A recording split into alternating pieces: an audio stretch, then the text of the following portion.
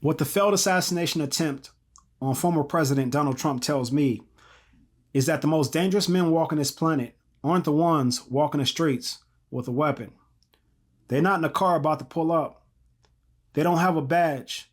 They don't have a special skill set like a Liam Neeson or Denzel Washington character. Nah, what the attempt on that man's life tells me is that the most dangerous men on this planet are the men that could shoot a message and pierce the ears of the masses. No pun intended. Don't get me wrong. Nicholas Irvin, that's a bad mother, yeah. John Bone Jones, that's a bad mother, yeah. There are still grown men who won't get in the ring with 58-year-old Mike Tyson. Those are some dangerous men, but it's the people that can move people that will always be looked at as the biggest threat to a corrupt system. I mean, what do I need a weapon for? Why do I need a special skill set? What do I need to pull up for when there are thousands with weapons and special skill sets that I can influence to pull up for me? What happened January 6th? Remember I told y'all the false narrative that caused that? Who else wins a presidential election without ever being a politician? Y'all remember Kaepernick? Who was the leading opposing voice to that? Y'all remember when all the teams start kneeling? Who were they responding to? Whether you believe in his message or not, you have no choice but to acknowledge his ability to speak to and influence the masses. Men his age usually only have direct influence as far as their wallets can reach. An attempt was made on his life because, in the eyes of the power structure, he's speaking to and waking up a bunch of people that they wanted to remain asleep. And that's a dangerous thing for them. You know, I've seen so many videos, read so many comments after it happened about how this country has become so divided. This country has been divided since its inception. In fact, I challenge anyone to point out a single moment in history where this country has not been divided. But I mean, it's not like division is an American thing. You can look across this world and see division. You can look across this world and see borders with walls and gates and guards with guns. You'll find people who speak different languages that live less than a mile from each other. There's no reason why people who are born and raised in San Diego don't speak Spanish. No reason why people who are born and raised in Tijuana don't speak English. Find a country whose border you could just drive across unchecked. What passport gets you into every country in this world? History books tell a tale of divide and conquer. But every so often, someone comes along with the ability to unite a healthy number of people on a common front. And in this country, every single time, that person is dealt with swiftly. I obviously wasn't there, but they say JFK was loved as president. They say there was no issue with Martin until he started uniting poor people of different races. Fred Hampton was at the universities, speaking to young folks of all different ethnic backgrounds.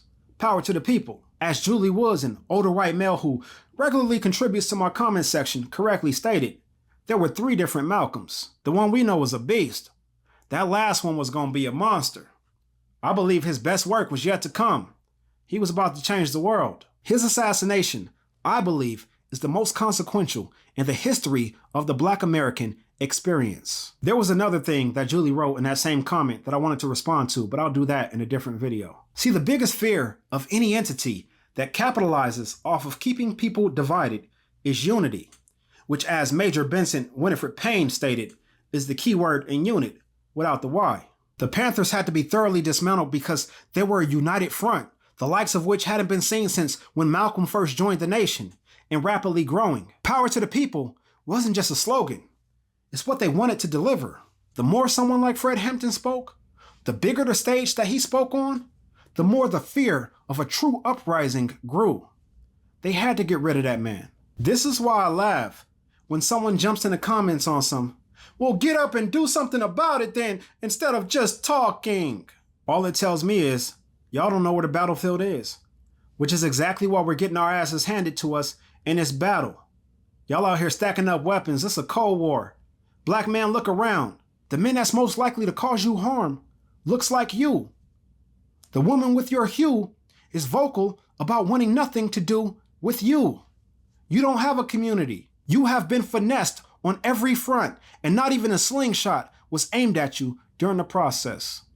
Who again are you arming yourself against? This is why I preach unity. Because you can't accomplish a damn thing by your damn self. How long you think you're going to last out there with all those guns by your damn self? Chris Dorner lasted, what, 9 days? How do you really see this playing out in your head? You might need to see a shrink. Why do y'all think divisiveness is so important? Because when you're divided, it keeps you small enough to be attacked, and it limits the effectiveness of your counterattack. But you know what brings people together? Belief. Belief is the most powerful thing on this earth. Not money, not poontang, not a nuclear weapon. Beliefs create communities. Beliefs are spoken. It doesn't matter how eloquently it's stated. If you speak something that others believe, you will gain a following. And if it grows large enough, you'll have a community. And if it's divisive, you'll be safe. That's what they want. But if it brings people together, you're going to face endless opposition. And if it continues to grow, eventually, they're going to bring out that scope. See, they don't bring it out immediately. They try to let you live. Why do y'all think the first thing people do when they don't like what you're saying is try and assassinate your character? Because if you can get people to believe that that person is a liar, untrustworthy, or has some other unsavory characteristic, you can disarm their words before they ever speak again. Yeah, next time they get to that microphone and get to shooting knowledge, they shooting blanks. Yeah, Dr. Umar been in this bag for the last 2 months, but ain't nobody paid attention. Because until that school get up and going, nobody want to hear anything you got to say, no matter how truthful or important the information is. He's looked at as a fraud, so everything that comes out of his mouth is fraudulent. It's just the way it is. They need you to stay dormant as long as possible in order to push whatever they have on their agenda, without opposition, of course. They would have taken Trump out a long time ago if they thought he had a chance to be president. Everyone wrote him off. They've been slandering his name for years. The insults bounced right off of him. They tried to use the justice system to eliminate him. That didn't work. Then when Joe Biden fell asleep at the wheel in the debate, it became ever more apparent that this upcoming election was going to be a landslide. Put him in that scope. That didn't work. Only made him bigger. They had to prematurely bring out Kamala. Now, I'm not going to tell you what to believe, but I am going to tell you that it's important that you recognize when something is going on, even if you don't know what it is. Now, I'm not going to touch the conspiracy theories. Y'all can have that. All I'm going to say is, every bit of American history that I know, I deep dived in.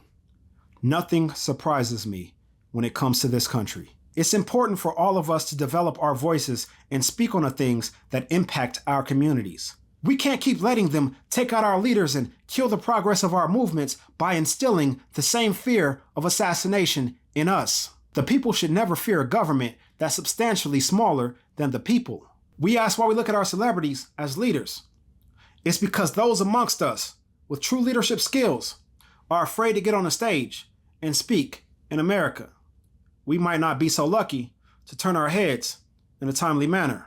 But I'm going to say this. If you have an issue that's important to you, speak up on that issue.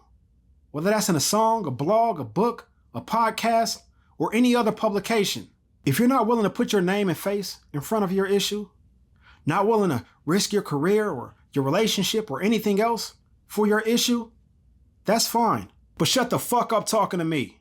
We are not the same. I'm really like that.